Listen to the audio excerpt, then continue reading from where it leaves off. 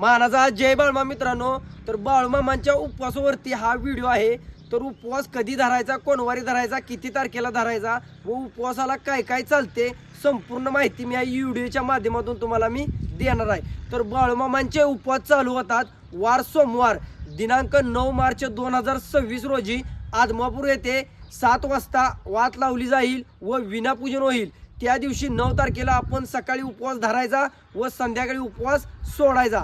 त्याच्यानंतर आपण 10 तारखेपासून ते 16 तारखेपर्यंत वार सोमवार 16 तारीख त्या तारखेपर्यंत आपण खडतर उपवास करायचा आहे. त्या दिवशी आपण फराळाला फक्त खारीक, दूध आणि फळे, चहा याच्या व्यतिरिक्त काही उपवासाला चालत नाही. आणि सर्व बाळमामा भक्तांनी उपवास धरायचा आहे आणि व्हिडिओ जास्तीत जास्त शेअर करायचा आहे, जेणेकरून सर्व बाळमामा भक्तापर्यंत हा व्हिडिओ पोचावा आणि सर्वांना उपवासाची माहिती पोचवावी. त्यासाठी हा छोटासा प्रयत्न केलेला आहे. जास्तीत जास्त व्हिडिओ शेअर करा.